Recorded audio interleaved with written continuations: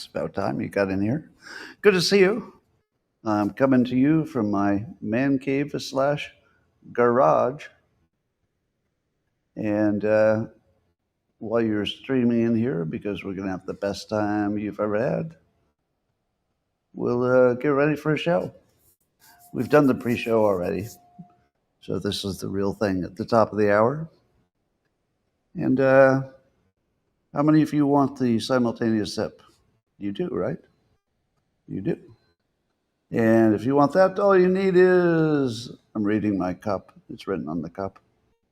All you need is a cup or mug or a glass, a tankard, chalice or stein, a canteen, jug or flask, a vessel of any kind. Fill it with your favorite liquid. I like coffee. And join me now for the unparalleled pleasure, the dopamine hit of the day, the thing that makes everything better. It's called the simultaneous sip, and it's happening now. Go! Ah, tremendous. Now, for the nerds among you, and I know there are some nerds, I'm using my laptop, but I'm using the built-in microphone for the laptop.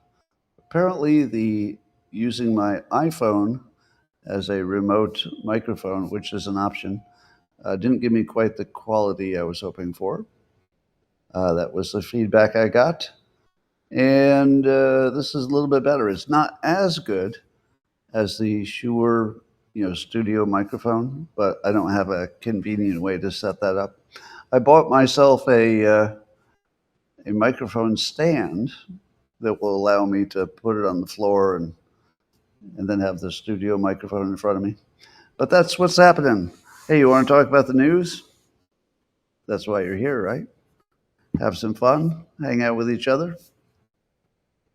By the way, I am kind of happy about the fact that I seem to have accidentally pioneered a new form of entertainment.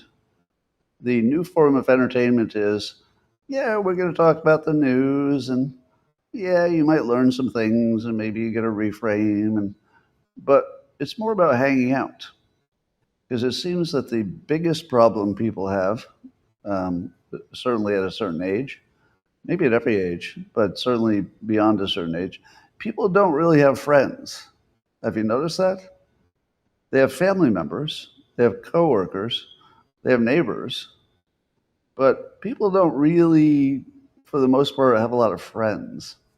So what I do sort of accidentally is I created this I don't know, kind of I don't even want to call it entertainment, although I hope to make it entertaining. But it just feels good to know that there'll be a time of day, every day, including weekends and holidays, that I'll be here. And that I do it for you, and you do it for me. And that just feels good. So shall we begin? Sure. So according to SciPost, Psychology News, Vladimir Hedron's writing about this, that the spice saffron might help with erectile dysfunction. So I'm reading this long article about how if you give people saffron pills, that they will have much better sexual function. And then I get to the end of the story, and it says, however, it should be noted that this was an open label study. In other words, the people who had the saffron were completely aware that they were studying their sexual function, and they were studying saffron. Now, do you think that sounds like a valid scientific study to you? There's a reason that they have, the blind studies.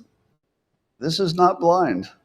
And if there's one thing I could, tell you as a hypnotist, if you suggest that somebody's taking a pill to make them hornier, they will tell you they got hornier.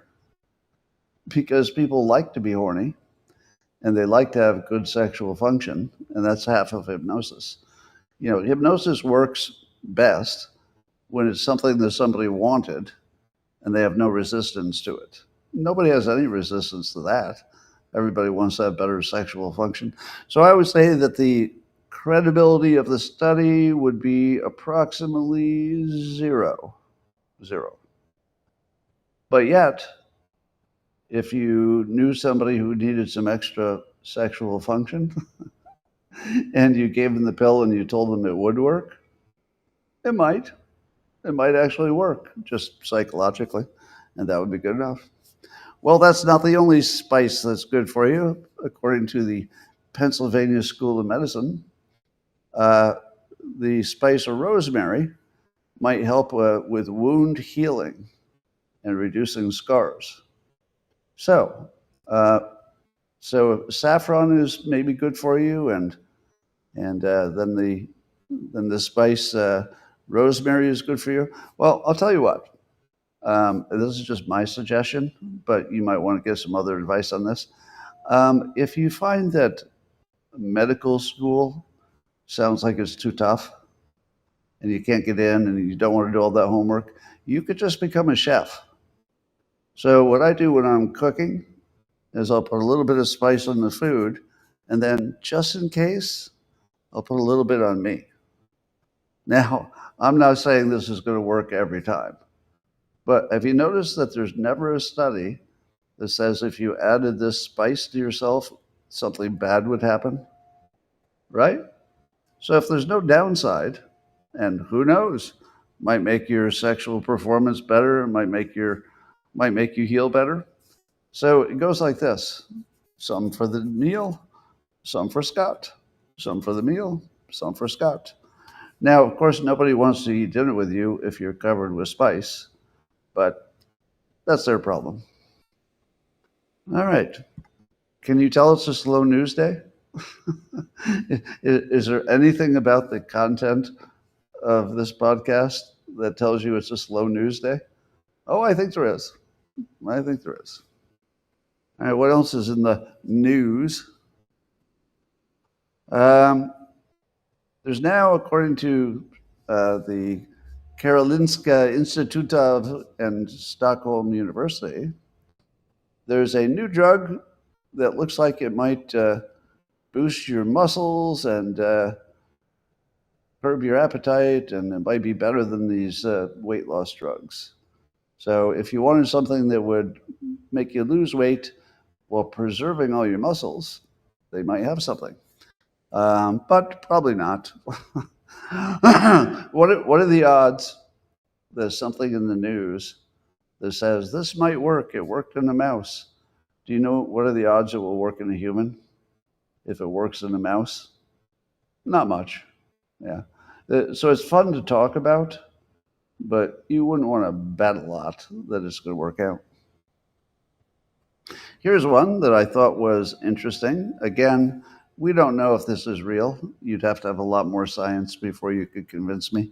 But there is some good evidence that the time of day that you give somebody a treatment, a medical treatment, might affect how effective it is.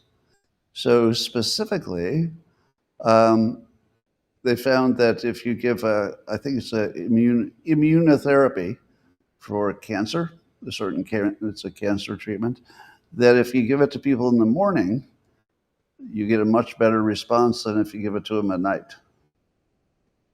Now, does that surprise you? Again, remember, the odds of this actually passing other scientific scrutiny and 5 years from now being true is not really that high. There's probably a pretty good chance that this won't stand up, but it feels like it would. I think your body is different enough at different times of the day that I wouldn't be surprised if when you take your medicine makes a difference. I'll bet you this is the kind of thing that AI could discover, don't you think? Once we get to the point that AI will monitor all the things you put in your body, and then it can compare it anonymously to all the other people putting things in their body.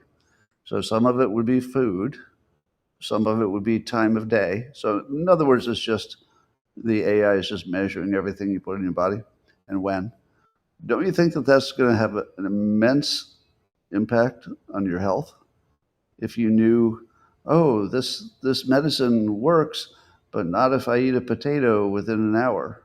Because there's a whole bunch of those things where there is a difference. So imagine when AI can actually wrap its little head around that. How many of you have ever heard of a thing called synesthesia? Synesthesia. I've talked about this, but not in a long time. It's the phenomenon that applies to some people, but not many. So it's maybe fewer than 10%. They have some kind of a crossover effect in their senses. So, for example, some people, if they're listening to music, they can almost feel it. Whereas people like me, I listen to music and I like it, but I don't feel it the same way like a real musician would. So that probably prevents me from being a great musician, because I feel like you'd have to feel it in order to be really good at it. Probably the Beatles they probably all could feel it. But what I would have to add to this is that there's a writer's version of this. So not just musicians. And I definitely have the synesthesia for writers, meaning that I feel words. I just feel them. So it's probably not an accident that without any special training on how to be a writer, I managed to have a professional career as a writer. I think that might be synesthesia, because I just feel things when I write them. Now, is that a humble brag, or is that just telling you what works and what doesn't? All right. How many times have you been told that it's good to get enough sleep? Well, believe it or not, there's another study that says it's good to get enough sleep, but they go further and they say that if you get enough sleep, you're far more likely to be as active as you want to be for good health. But they say it doesn't work the other way. So according to this study at Flinders University, that sleep first, get enough sleep, then you'll get enough activity, and then you have the two things that are good for you, activity and sleep. But I don't believe that it doesn't work the other way. Let's see what you say in the comments.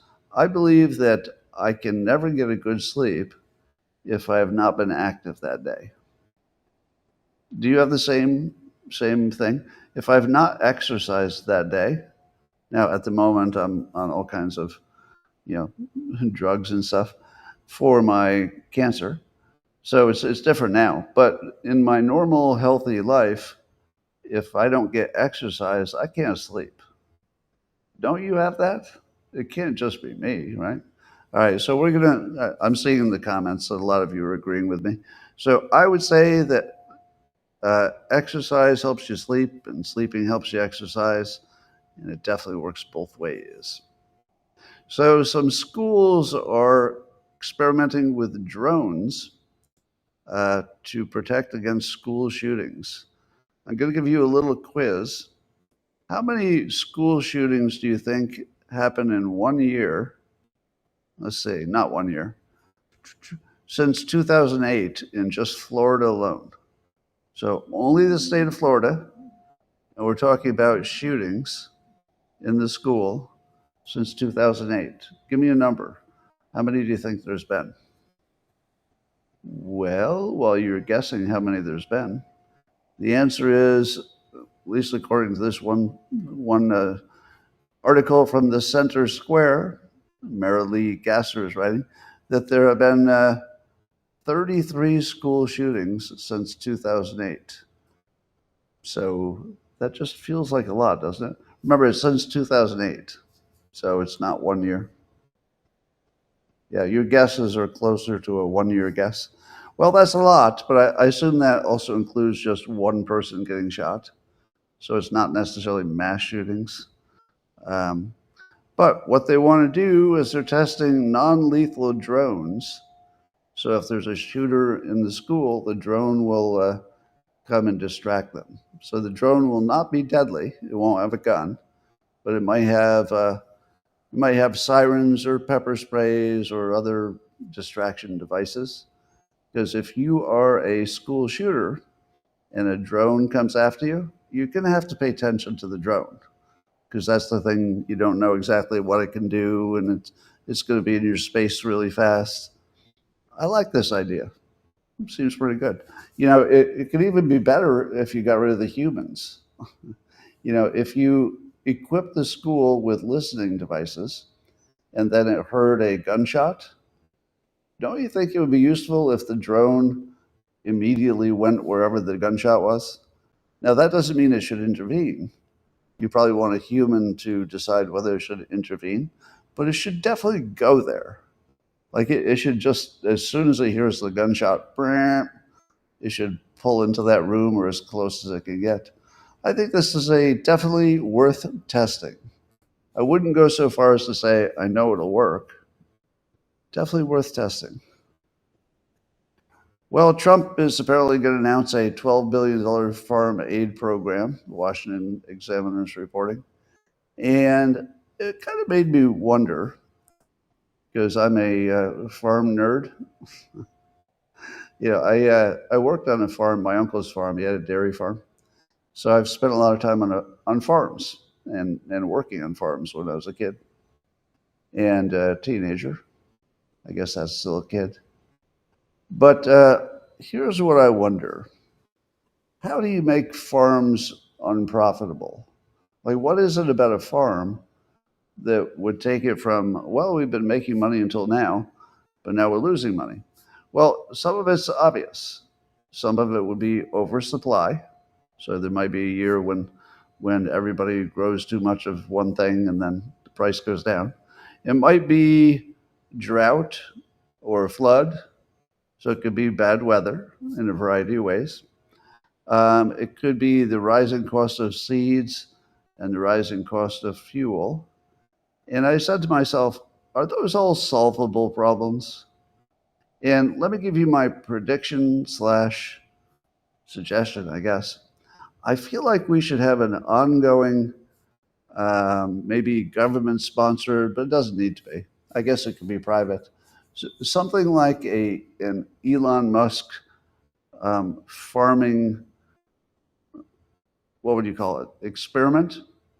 I know that Elon's brother has been working on indoor farming, so I think they understand the potential here, but I'd love to see it go to the next level. Here's what I think it's going to look like.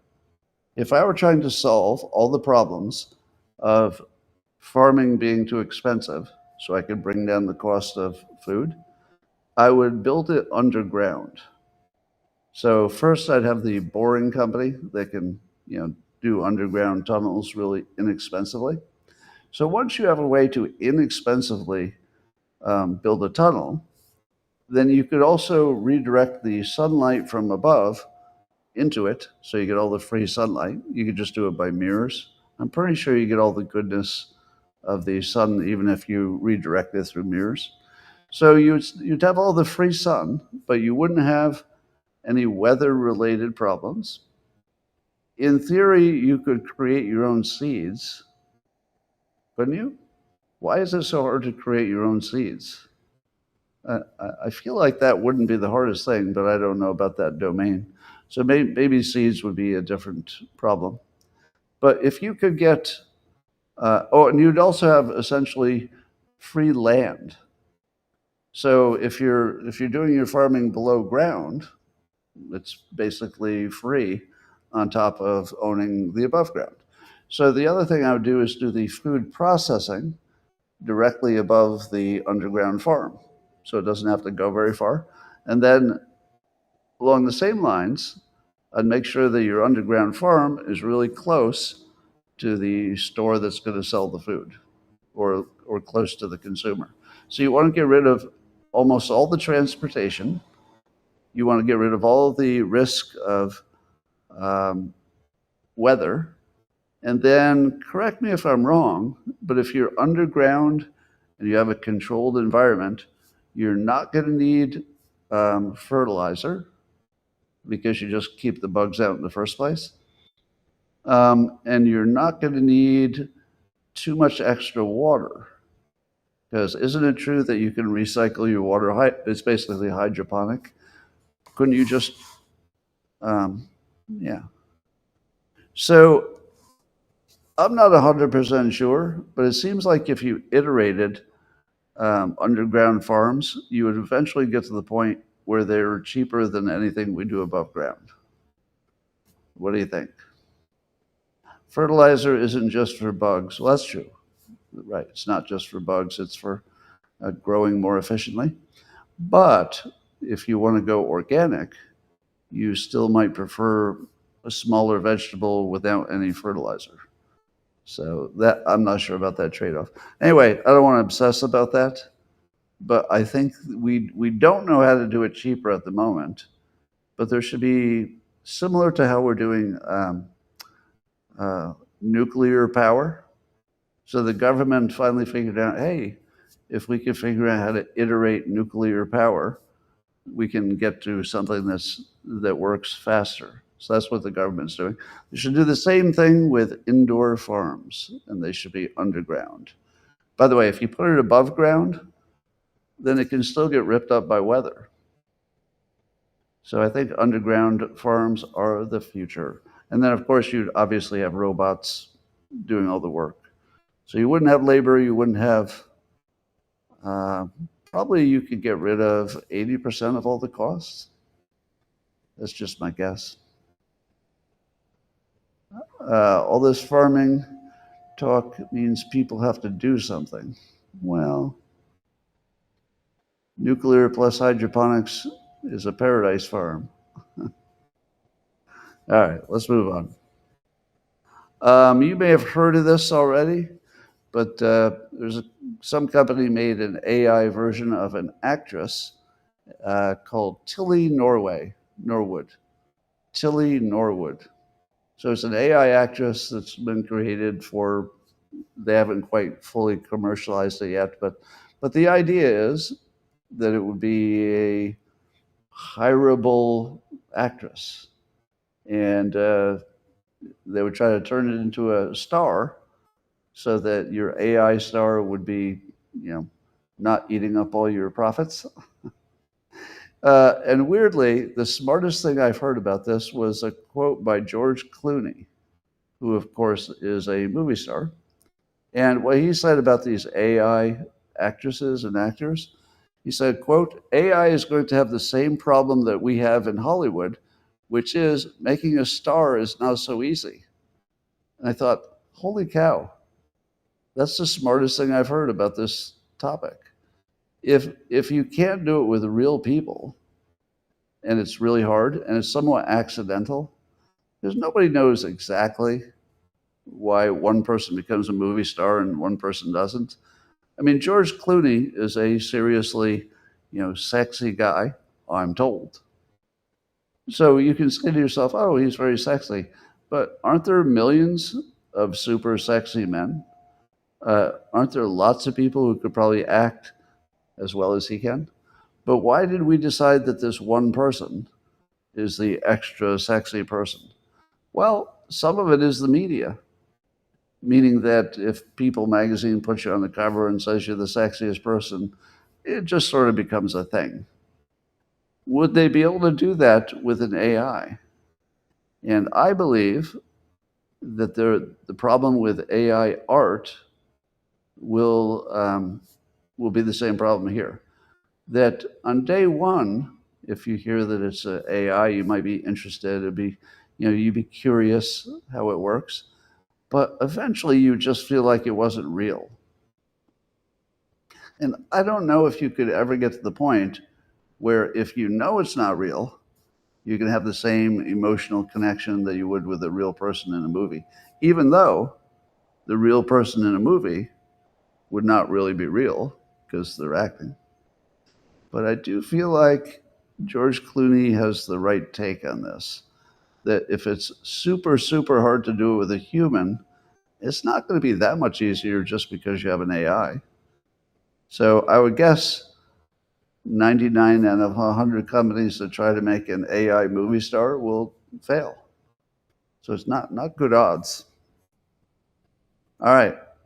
According to Axios, President Trump is betting his presidency and the future of the Republican Party on lightly regulated, fast expansion of AI. First of all, do you buy that summary? Do you think that the Trump presidency will depend on how well he regulates AI? Now, regulating it well might mean not regulating it much and getting the states out of the way and giving the feds primacy over the regulation and then getting out of the way. So I kind of agree that that's true, but I do wonder if the public will see it that way. You know, people like us, the fact that you're even watching me on this podcast probably means you're in the top, at least 5% of people paying attention to the news, wouldn't you say? If you're watching this right now, you're probably in the top 5% of just people who care about keeping up with things. So I don't know if the general public will even notice if Trump did a good job or a bad job on AI. Do you? And wouldn't we just argue about whether he did a good job or a bad job? And it wouldn't be so much, something you could just measure. How in the world are you going to measure how well we do on AI? Like, what happens if, Estonia comes up with the best AI because they just have some genius who was working on it? Does that mean we did a bad job? Or does it just mean that Estonia had a genius? So I don't know how you'd know if he did a good job or a bad job unless it was just screamingly obvious, and I don't think it will be. I do think that Trump's doing pretty much everything right, which I attribute to the fact that he's got, Sachs and a bunch of smart people advising him. I don't think you'll get too far away from something that Elon Musk would say, makes sense and is sensible for the country. So Trump does have just the best advisors for AI, just the best. Will that be enough? Well, I don't think that Trump is going to overrule the smartest people in the world in a domain that they know a lot about and he doesn't. I think that only the Trump haters think he would do that. Anybody who's actually been paying attention knows that he loves advice from the smartest people. All right, whoever is just yelling at me in all caps, maybe that person can disappear, if you know what I mean. All right. So, yeah, is he betting his presidency on the future of AI? Sort of.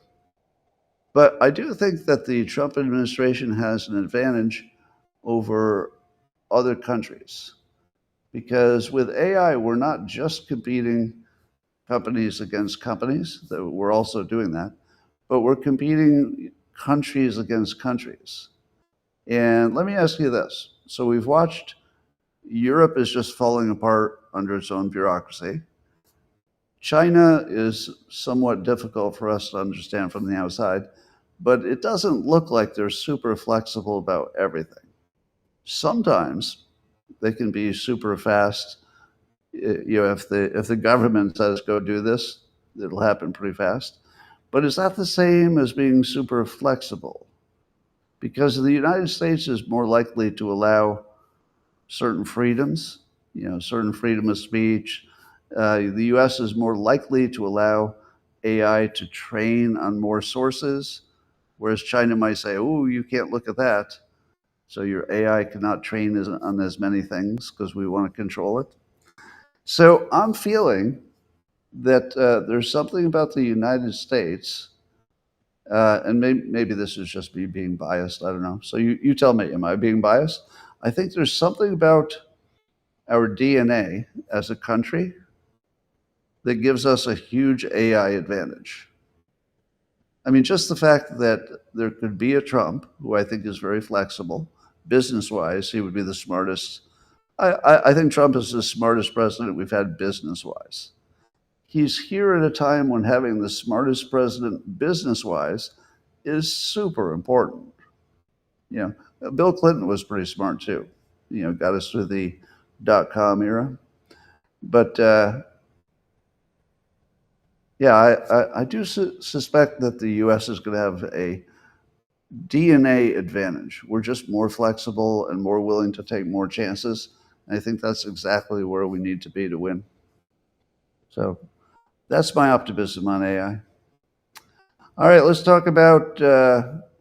We're all following the story. Maybe you're not, of California trying to rebuild after the Palisades fire, Pacific Palisades fire. And I think that here's the good news. According to the Wall Street Journal, there is a house that's been built. Yay, a house. So we're coming up on a year, and one house has been built. But you can't live in it. So one house has been built, but you can't buy it and you can't live in it. It's a developer's model. And if you were to go inside the developer's model and walk up to the second floor and look out the window, would you see the paradise that used to be Pacific Palisades? Or would you see a bunch of burned down wasteland as far as you could see?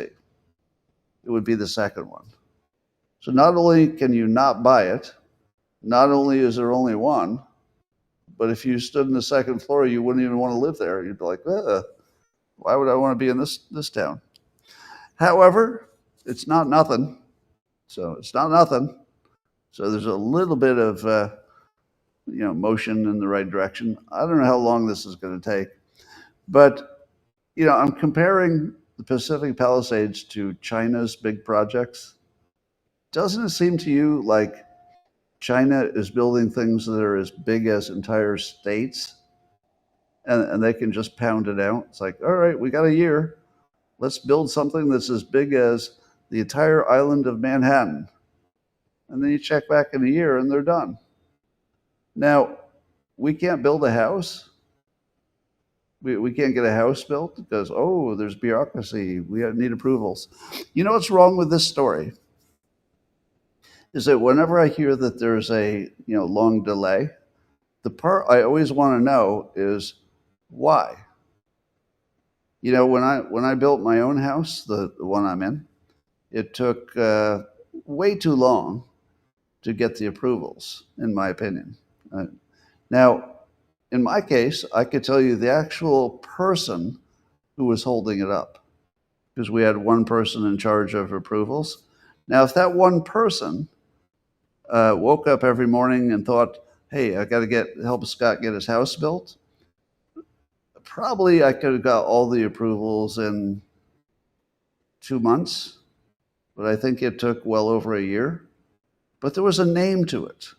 There was one person who, if they did not have as many tasks as they have, and it was mostly because they were overworked, but that would be a very fixable problem. I would say, all right, this guy Bob can't do this in 2 months, which we should be able to do it. It's going to take him a year. So can we get 2 Bobs? Can we get 6 Bobs? How many Bobs do we need? Can we borrow them from another place just for a year? Is there a way to unretire some people who, for a little extra money? Can we get, let's say, can we get a private entity, let's say a builder, to pay the approvers with some kind of oversight so it's not completely out of control? Why is it we never hear the people? I want to know the name of the person who's not getting it done. Doesn't that feel like that's missing? It feels like it's missing to me. So if I don't know the person who's not doing the job, and I'm not talking about politicians. Like we can yell at Newsom all day long, but it's not like he's sitting in an office with a stamp and he refuses to stamp something. But there's somebody sitting in an office with a stamp and they're not stamping something. Why? Now, if you ask them, I guarantee they have a good reason. They're going to say something like, well, it wouldn't be safe because there's this inspection that hasn't happened. Well, who is that guy or gal? Who's that person? Who is it who doesn't have enough time to inspect it? Why don't I have 10 more of him? What would it cost me to bribe somebody who had the right skills to come in and work for a year. I just feel like there's a whole layer here that's missing. And if we treat it like it's just a regular process and we're just yelling at it for being slow, we're not really trying. If this were Elon Musk's property, do you think it would take a year to get anything approved? I don't think so. I mean, if he had full control of every part of it, no, he would just move more resources where you need them and get rid of people who weren't doing the job. And the next thing you know, it would be a 2-month approval instead of a year. That's what I think. Well, the government, Trump administration, is doing what they call a whole of government approach to try to lower beef prices. Now, beef appears to be something that is so important to the American psyche that it's different from other food. Would you say that's true? That if your beef is too expensive, it just feels like food is too expensive. So it's not like, oh, our broccoli costs too much, because then you would just eat some other vegetable. But if you really like beef, and that would describe a lot of Americans, if you can't get that at a good price, that just feels like food is too expensive. So I can see why that would be, a big priority. It's just hard to go from, well, if beef is expensive, I'll just get chicken and I'll be just as happy, because you wouldn't be. We just wouldn't be just as happy. You could substitute almost any vegetable for another vegetable, and people would say, well, I prefer broccoli, but Brussels sprouts are fine. What are you yelling at me? Let me see if I can look at that comment. Very thing at the FDA. It's a bureaucracy, right? Okay. Imagine if we had a all of government approach to just get rid of bureaucracy. We kind of have that, but I'd love to see it even bigger. All right. Anyway, so the whole of government approach to make beef less expensive. Now, what would be the first question you would ask in that domain? The first question you would ask is, why is it more expensive? Like, what happened to it? Well, I didn't know. How many of you know why beef got way more expensive? Is there even one of you in the comments? Don't look it up. Don't look it up. Without looking it up, do you know why it's more expensive? Well, some of it is the normal reasons. Energy is more expensive. Everything's a little more expensive. But apparently Mexico, which was one of our bigger sources of beef, they had some kind of disease. So we're working through that. It might be a year or two before we have some non-diseased Mexican cows. I don't know the details, but there was some kind of Mexican disease. And the only thing they could do is just shut down the Mexican supply until that's completely under control. And it probably will be in a year or two. But you just have to wait, because it just takes a while to grow a cow. So you're saying it's a screw worm? Is that what it is? Screw those worms. In the comments, people are yelling screw worm. So maybe that's the name of the bug. All right. But we also could increase the amount of beef we get from Argentina. I don't know if it says good, but that's another source.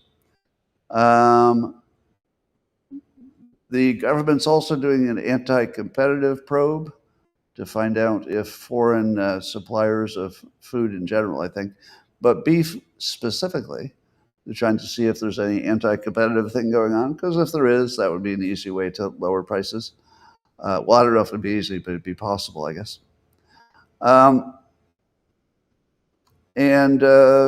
it looks like, so work with me here.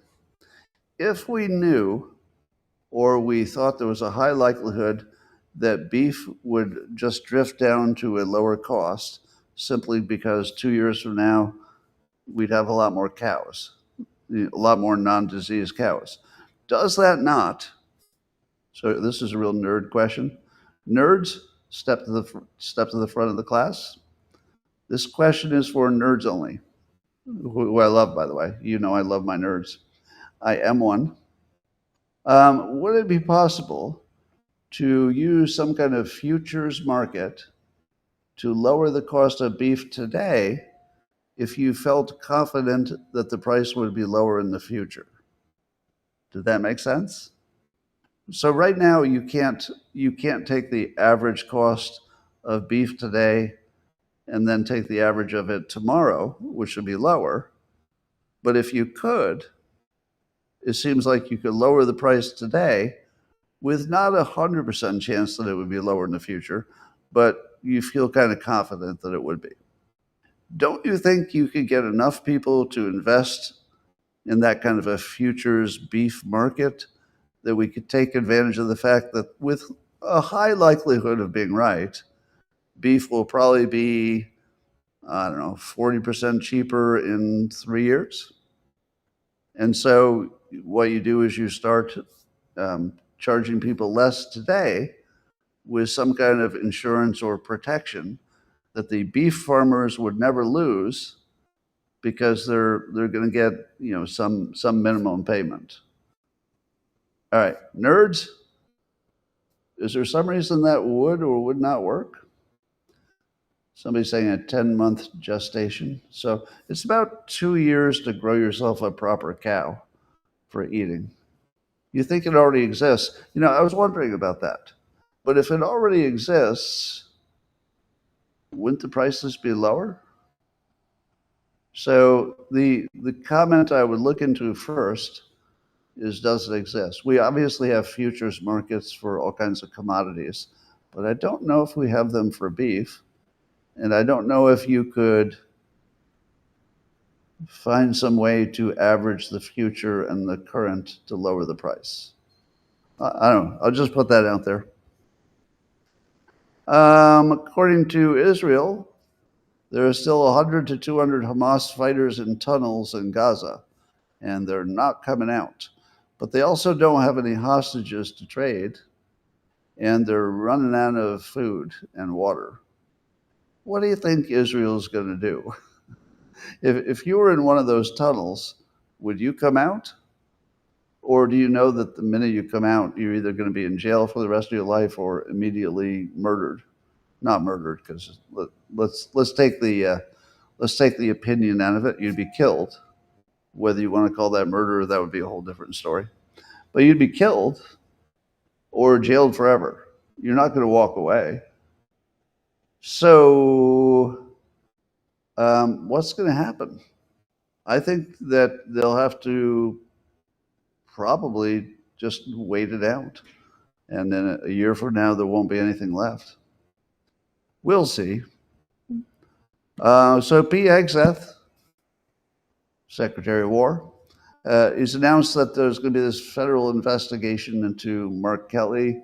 Maybe they'll reinstitute him they'll bring him back into the military so that they can court-martial him because he's one of the seditious six. And I've got mixed feelings about that. So I'm just going to give you my human opinion and my citizen opinion. We don't treat people in the military like regular citizens. And most of us are okay with that, right? We acknowledge that people in the military have or will have greater risk. They've got more in the game. And we sort of allow them, an extra, let's say, privilege in society. And I'm okay with that.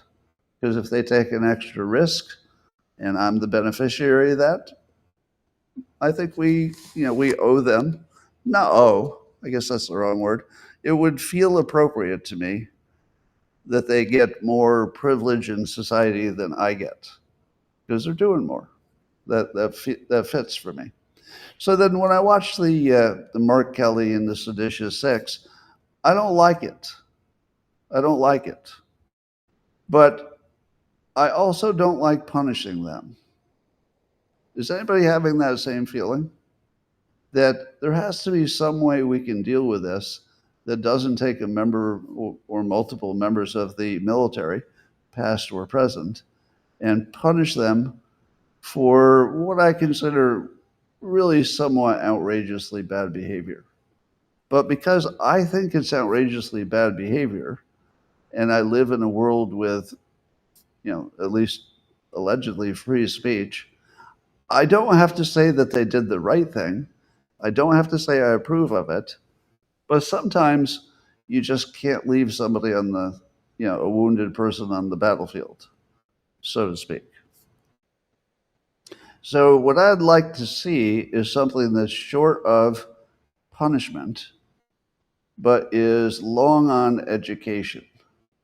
I do like the fact that the entire public has been now accidentally educated on what is too far and what is appropriate behavior for the military and what is a crime in that context and what isn't. I feel like educating us should be enough. Is anybody having the same feeling?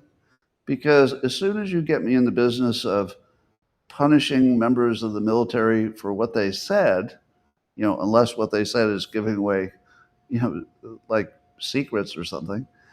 But as bad as I think their behavior is, I'm just not cool punishing members of the military for that kind of behavior.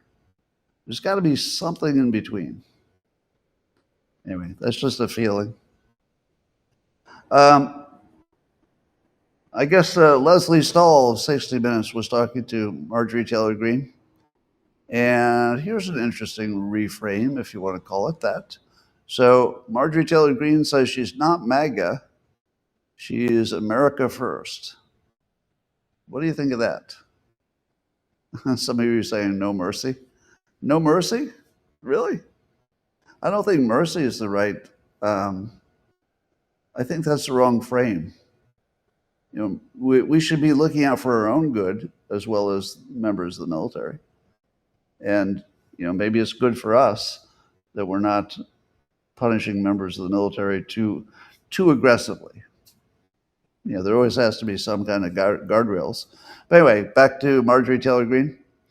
That's a pretty good reframe. Now, independent of what you think of her or her opinions, it's a pretty good reframe. Because MAGA, she says, that's more like Trump's political opinions. And America First is more of a philosophical position, I guess, which would have impact on policies. So you may have noticed that I've never embraced for myself the MAGA label. Has anybody noticed that? That I talk about MAGA all the time, but I don't call myself that. I don't have a MAGA hat. I won't be getting one. And I've never really embraced it because I'm not a joiner in that way. I'm just not a joiner. What are you saying about? Anyway, so you don't have to take sides. I'm not talking about taking sides. I'm just saying that as a reframe, America First versus MAGA, it's kind of an interesting frame. Yeah, I like to think of myself as an independent. All right, Tucker Carlson continues to be interesting. So you might know that people have been accusing Tucker of taking money from Qatar for, I guess they would assume that he's taking their point of view, or maybe he's being anti-Israel. And his claim is that he has never taken a dime from Qatar, but he's now decided to buy a home in Qatar. and apparently he's doing it as just an FU to all the people who are accusing him of taking money. And his point would be, you can't affect my freedom. So if you're going to be mad at me for being friendly with Qatar, I'm going to be even friendlier with Qatar. I'm going to buy a house there. Now, none of us know what he's thinking. So we'd be on, sort of sketchy ground if we assume we know what he's thinking. We're not mind readers. But I'll tell you what I think might be going on here. Part of it might be that spite thing, where it is just to make a point. If you tell me I can't do it, I'm going to do it. But here's another reason. Have you noticed that the people who can afford it are all buying an escape country, or state? So you've got a bunch of billionaires who have property in Hawaii, which has the advantage of being far away from the mainland in case the mainland turns into some kind of disaster or gets into a war. And if I were going to pick an escape country and I had, unlimited money, seems like Qatar would be, or Qatar, whatever you want to call it, seems like that would be a good escape country, doesn't it? So every time I see somebody who can afford it get their escape country, I get a little bit more worried about what they know that I don't know. Could it be it's just risk management, and they're completely aware that every country has a risk, even if you're a strong country? I don't know. If I had to guess, and I cannot know what he's thinking, my guess is that it's as much about finding a safe place for his family and him. Because remember, it's getting very dangerous to be a conservative in the United States. Tim Pool says that somebody shot into his facility the other day, like a bullet. And, I don't have to go through the other examples from Charlie Kirk to Trump getting his ear shot to, all the what do you call it, the swatting. So if I were Tucker, and just imagine the number of death threats he gets, just imagine it. I'm guessing it's almost every day. And some of them are serious. So if I got that many threats, and I had, especially if I had a family or a spouse I'm protecting, I feel like I would be doing my job as, head of the household if I had an escape plan. If it gets too bad, we're going to walk directly over to this private jet, and we're going to go directly to Qatar, and we're just going to stay there until it's safe. Now, that's what I'd want to see from my head of household if they can afford it. And looks like he can afford it. So that's what I think is going on. But some of it might be the spite thing. But I think if you looked at the spite versus the personal safety, probably the personal safety is the bigger variable. But I don't think you'd want to necessarily say that out loud. Necessarily. All right. I guess the New York Times has an article. I haven't read it, but the article is about Ukraine corruption and how all the cronies of Zelensky contributed to the corruption allegations. And now they're asking the question, where'd all the money go? Where'd all the money go? Now, here's just a mental test. What do you call it? A mind, what's the word for that? A mind experiment, a mental experiment. That's not the right name for it, but you know what I mean. So what we know is that when the war broke out, that the United States funded Ukraine to help them attack Russia. Would we have been better off bombing Ukraine? Now, I'm not suggesting we do that. I'm just putting it out there as a mental experiment. If we had bombed Ukraine, the whole thing would have been over in a week because they wouldn't have anybody on their side. And we would have killed very few Ukrainians, but we could have taken out all of their corrupt leadership. Now, Russia would, of course, be the beneficiary, but aren't they going to be the beneficiary anyway? So let me be very clear. I am not suggesting that would have been a good idea. I'm only doing a mental thing where you can imagine it. And it's actually a little bit hard to explain why we would have been better off getting to the place we are now. Because won't Russia still have its way in the long run? Did we not spend a tremendous amount of money? And did not that tremendous amount of money go into corrupt Ukrainian hands? I mean, I think we should probably, oh, can I say this? I might not be able to say this in public. I'll say it in the least dangerous way.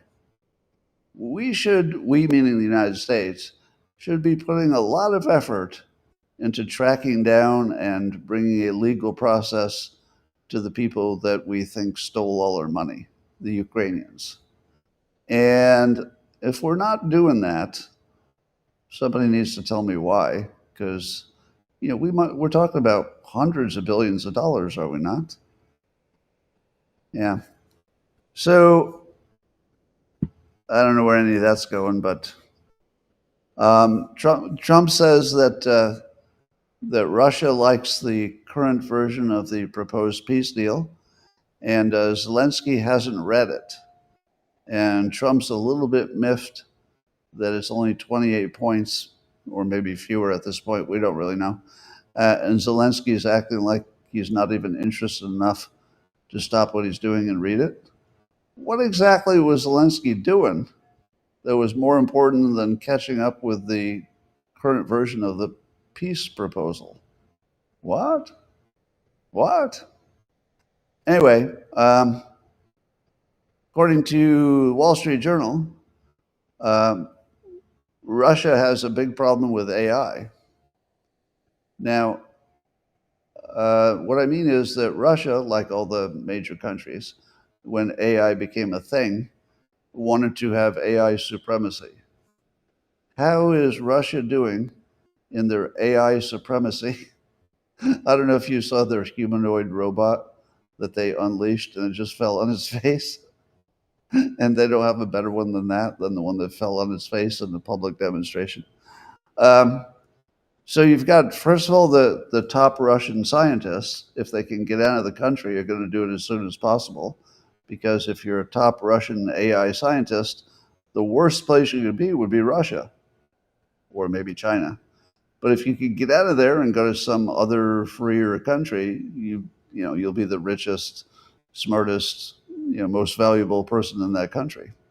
So they're going to lose their best brains, and apparently they don't have much else going for them. Let's say Russian AI companies, this is the Wall Street Journal, the Russian AI companies attracted about $30 million in venture funding last year. $30 million. How much do you think OpenAI alone, just one American company, how much funding do you think OpenAI got last year? The answer is $6 billion. So the entire Russian AI enterprise raised $30 million. One company in the US raised $6 billion. And do you think our AI scientists are better than theirs? If they're not, they will be. There's no doubt about it. So, if it's true, here's where it gets interesting. Try to connect these two thoughts and ask yourself why they're not already connected. Don't you think that all the smart people are saying that AI dominance is the future? So if you're not dominant in AI, you're basically toast. But the Wall Street Journal is reporting that if you look at the funding, you look at what they've done so far, that Russia doesn't have any chance of being AI dominant. They might make good drones, but they're not going to be AI dominant. Now, maybe the US will be the dominant one, maybe it's China, but it won't be Russia.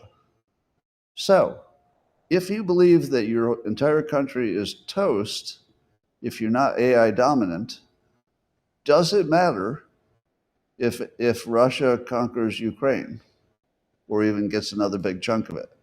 Because all the AI people will tell you, well, they're basically Russia's going to go out of business anyway. It's just a matter of time. Is that true? Maybe it's never been true that if you're not AI dominant, you're going to be toast. I mean, you weren't toast when the United States became .com dominant, right? Other countries still exist. Russia still has an army. So maybe we've made too much of this AI dominance thing. What do you think? It could be that the whole AI thing is just so overrated that there's nothing there. Maybe your drones will be a little better, but that's about it. I don't know. So try to connect the two thoughts. One is that Russia is definitely going to get everything they want from Ukraine, but also how does that fit with Russia will be completely toast in a very short time because they'll never be dominant in AI, and they'll never even be good. Probably they'll probably not even be average good. Can both of those things be true? I don't know. Well, there's a company called I'll see it in a moment. Called Biological. Oh, there's a platform called the Biological Interface Systems to Cortex, or BISC. So there's developed by teams at Columbia University, and it's a new form of chip for your brain. Now, as you know, Elon Musk has a company, Neuralink, that makes a brain interface that's been super impressive so far. But allegedly, and there's a big allegedly on this. Allegedly, this other startup slash entity has a super impressive chip that does not need a bunch of connections to your brain, and somehow can control more of your brain for much less cost. It uses much less real estate. So basically, it's a whole other higher level of brain interface. Now, like everything in technology, it's probably overrated, but it does tell you where things are going. And if it's true that Neuralink has a real legitimate competitor, that should make things go a little bit faster, right? Even if what happens is Neuralink buys the other entity and just takes their technology, we're probably at the point where the potential for these chips becomes mainstream. Because today, if you ask me, Scott, do you want a hole in your skull? We're going to put a chip there, and a bunch of good things are going to happen. I would say, no, thank you. Why don't you go first? But suppose this new technology was so good that I knew 2 or 3 people who had the chip, and they were just delighted by it, and it gave them a superpower. Well, then I'm going to be a cyborg as fast as I can. And it does look like, I have to admit, I wasn't sure this whole Neuralink thing had, that much of a future. Even if you assume, technology always improves, and, never assume it will stop improving because it always improves. Even with that, I wasn't really sure that we could put a chip on your brain and make it talk to it. But at the moment, I do. At the moment, I think that this is something where the potential is hard to imagine. And imagine, if you will, that you had all the powers of AI automatically, and it was just in your brain. You wouldn't need a phone, right? You wouldn't need a phone. You wouldn't need a computer. Maybe you could just see the things, floating in front of you, even though they're not there. So that's exciting. It's exciting that there's potentially a big competitor to Neuralink. Well, here's a story you have to be careful with. Let's see, this is the Okayama University. Some researchers found that, at least in mice, there's a green light, so a certain kind of light, that apparently will kill cancer. So if I told you that there's a type of light that would kill cancer, what would be your first reaction? Well, if you were CNN, your first reaction would be, wait a minute, why does drinking bleach sound like a good idea? That's a terrible idea. Don't drink bleach. That's what they said when Trump suggested using a different kind of light to battle cancer in your lungs. Now, somebody else said, Scott, you fool. Somebody this morning in the comments said, you fool, Scott. how are you going to get the light inside your body? To which I said, same way Trump was. They were talking about essentially what would you call it, a stent or there's a word for it. But you could put a light device down somebody's lungs, and let's say somebody had lung cancer, and let's say if you could look at their lungs from the inside, maybe you could see those cancer things. Yeah. So is it possible that you could introduce a light with an endoscope, somebody's saying?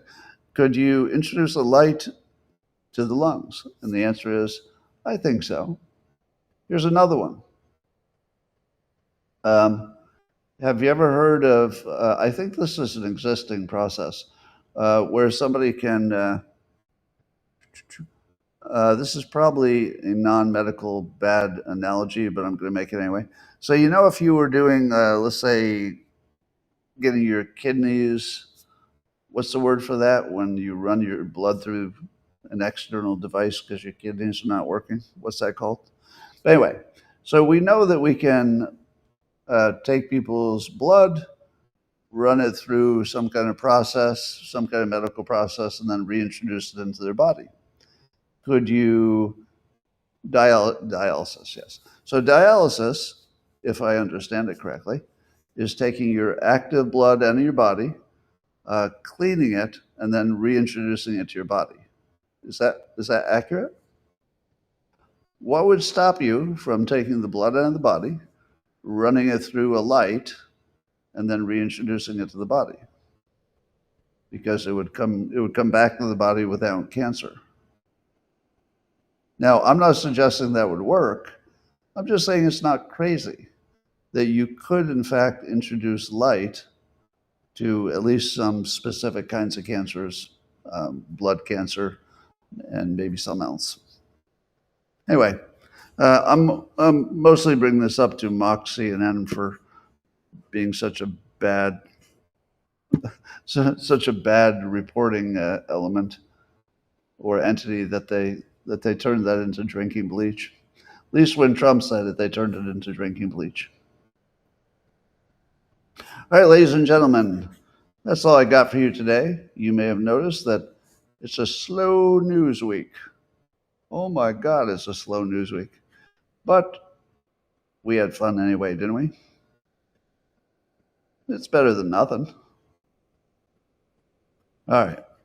I'm going to talk privately to my beloved members of the Locals platform. So Locals, I'll be coming at you in 30 seconds privately. The rest of you, thanks for joining. And I will see you tomorrow, same time, same place, for more of this.